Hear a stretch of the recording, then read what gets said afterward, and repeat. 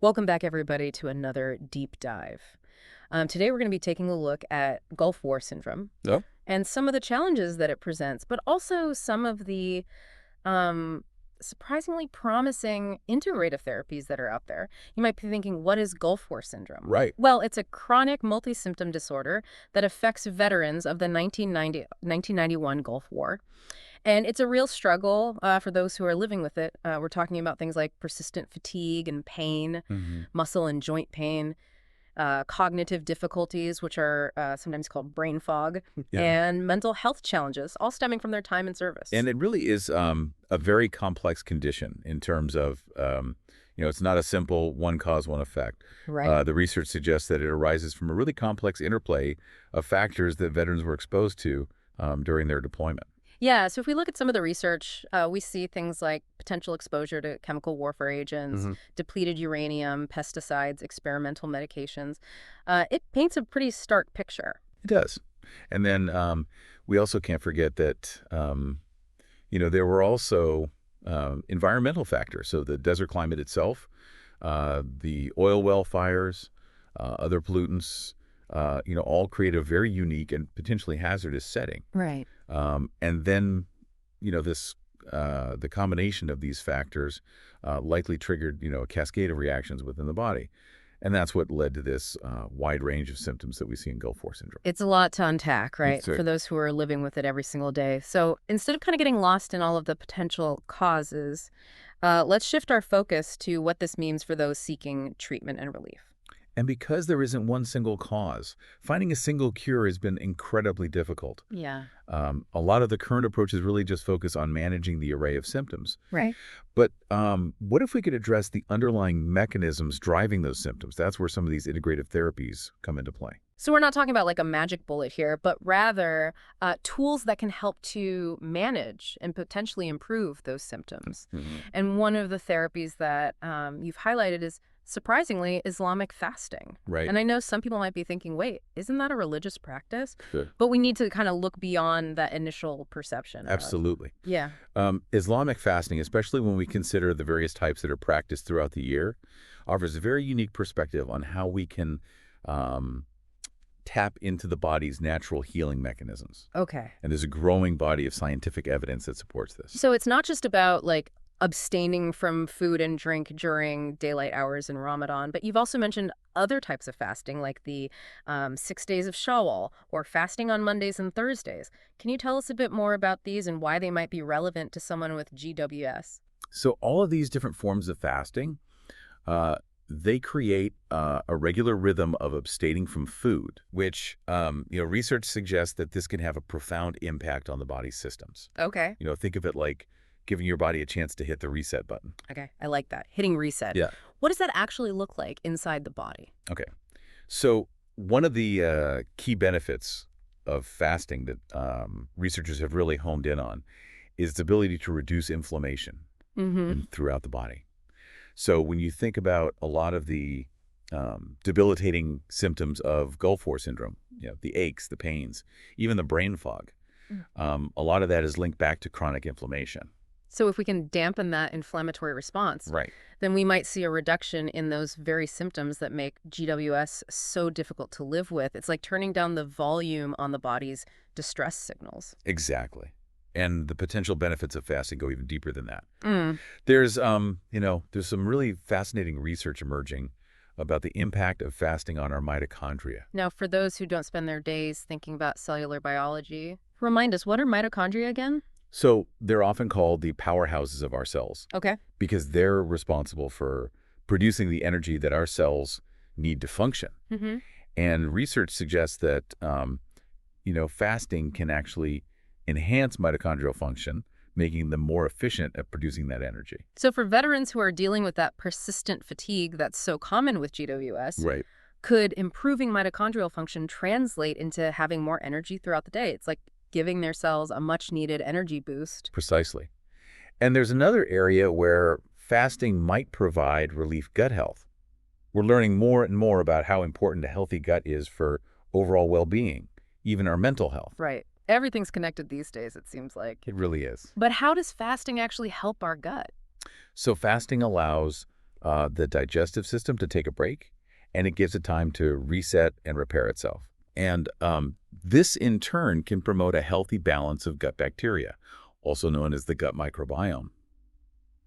And a balanced gut microbiome is crucial for everything, from proper digestion and nutrient absorption to a well-functioning immune system. And remember that brain fog we were talking about? Yes. Well, a healthy gut can have a positive impact on cognitive function Yes. and even mood regulation. So it's possible that by improving gut health through fasting, we might see improvements in those areas as well. It's a fascinating area of research. And while more studies are needed, specifically on the impact of fasting on Gulf War syndrome, the evidence from other areas certainly suggests that it holds a lot of promise. It seems like we've uncovered some pretty compelling potential benefits here. Less pain, more energy, clearer thinking, and those are just the physical benefits. What about the mental and emotional aspects of GWS? Can fasting help there too? And that's where we start to see the truly holistic nature of this approach. Okay.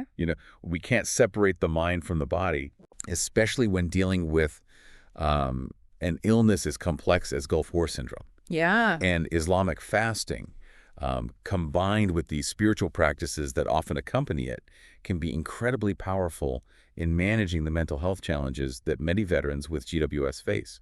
So we're not just talking about the physical act of fasting, but also the mental and spiritual discipline that goes along with it. Exactly. And it's within that discipline that we find the potential for healing. Okay. So think about the self-control that's involved in fasting. It's not easy. Right. But that very act can foster a sense of empowerment and strength, especially for someone, who's struggling with that sense of loss of control that often accompanies a chronic illness. It's about regaining a sense of agency over your own body and your mind.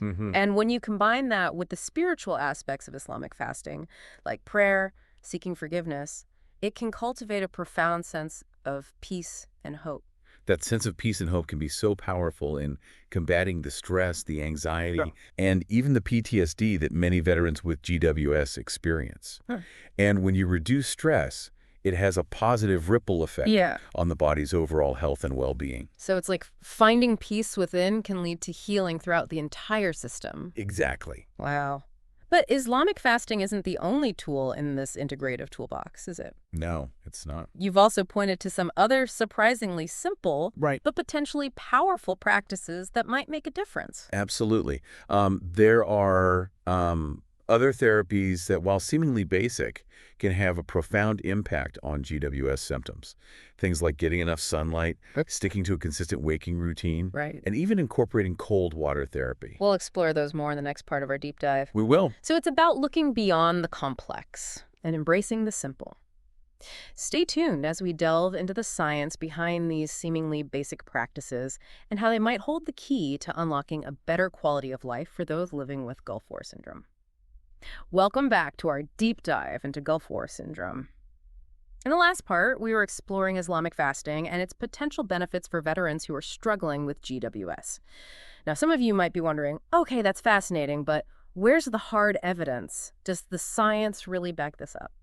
That's a great question, and it's important to be clear that when it comes to specific studies on Islamic fasting and GWS, we're still in those early stages. Okay. However, there's a wealth of research on fasting in general, and particularly what's called intermittent fasting, which, as we've discussed, shares a lot of similarities with the rhythmic patterns of Islamic fasting practices. Right. And the findings from that research are pretty compelling. Okay, so we can look to those studies to give us some clues then. What kind of results are we seeing with intermittent fasting?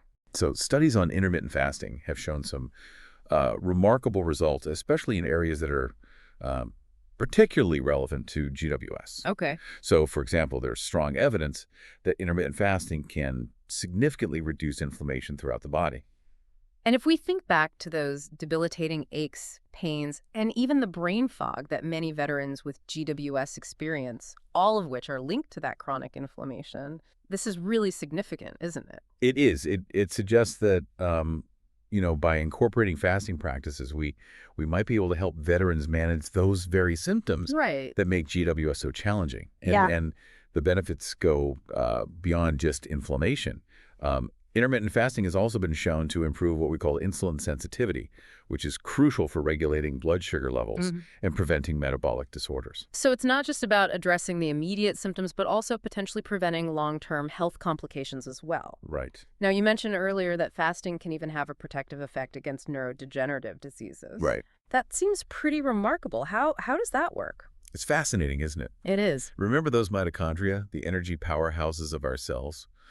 Well, research suggests that fasting can actually stimulate the creation of new mitochondria and enhance the function of existing ones. So it's not just about making our cells more efficient, it's about actually generating more of those energy producers. Exactly. That could have huge implications for veterans struggling with fatigue, couldn't it? Absolutely. If we can boost mitochondrial function, it stands to reason that we could see improvements in energy levels and overall vitality.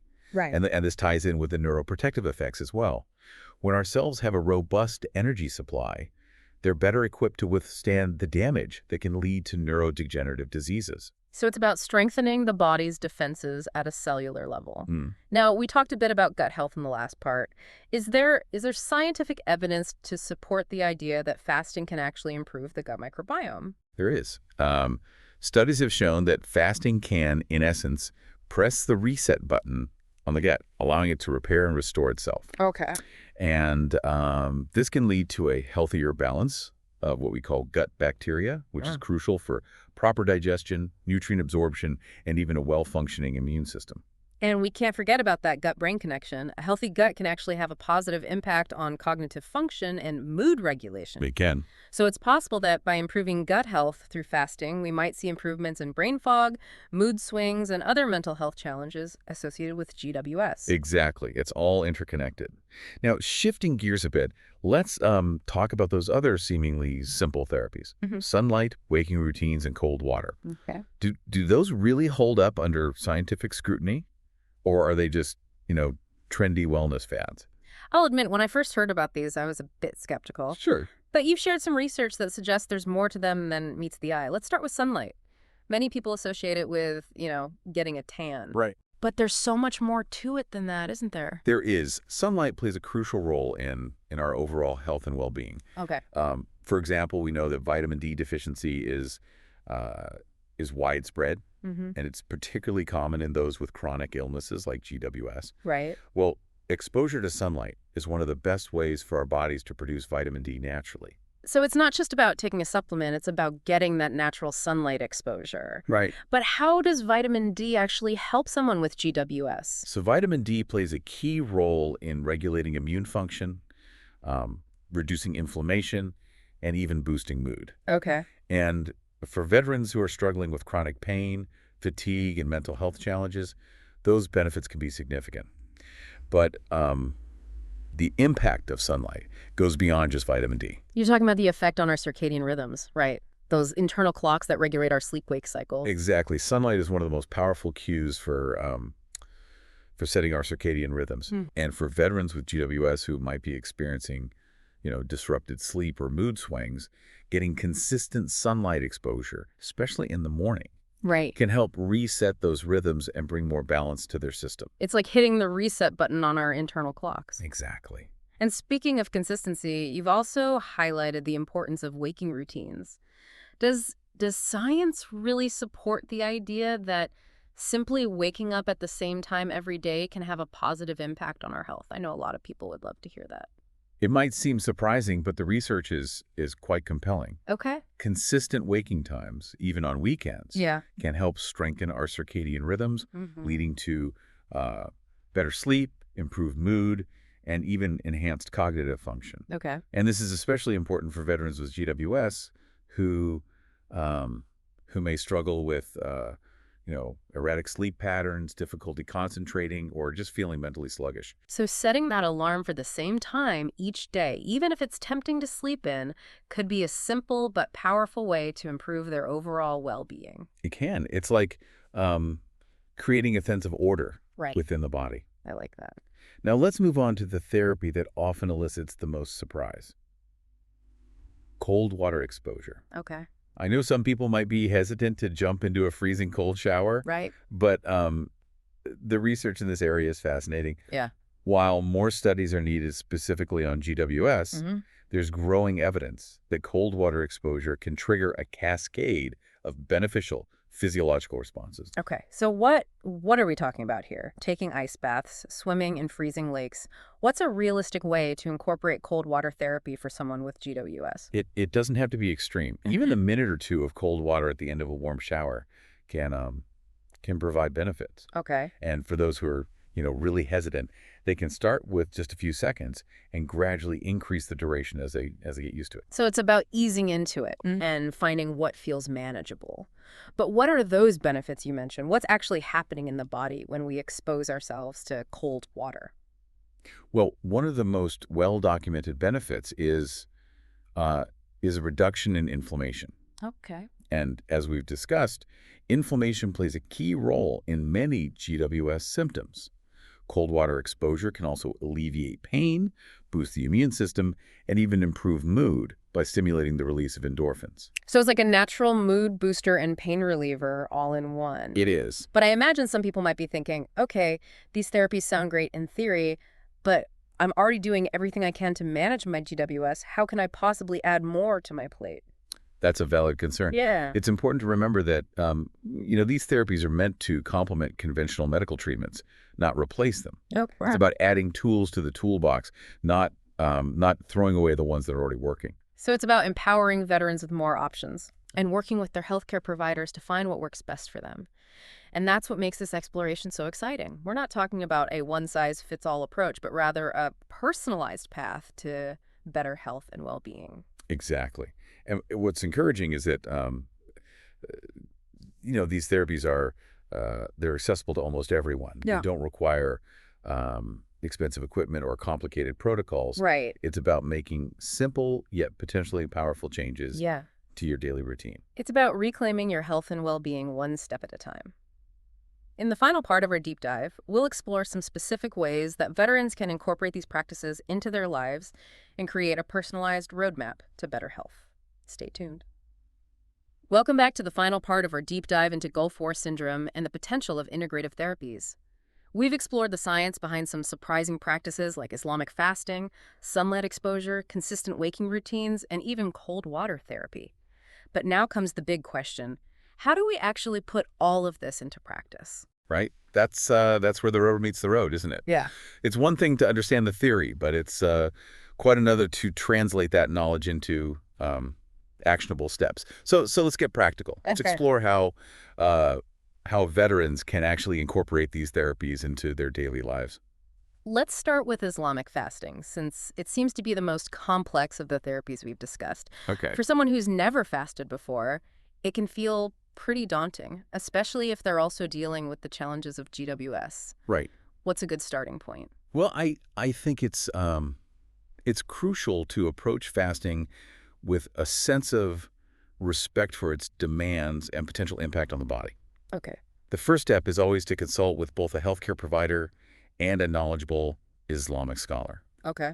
This ensures that the practice is safe, properly understood, and aligned with the individual's health needs and religious guidelines. So it's not a jump right in kind of thing. It's about getting personalized guidance. Yeah. But assuming a veteran gets the green light, from both their doctor and their religious advisor, are there specific types of Islamic fasting that might be particularly beneficial for someone with GWS?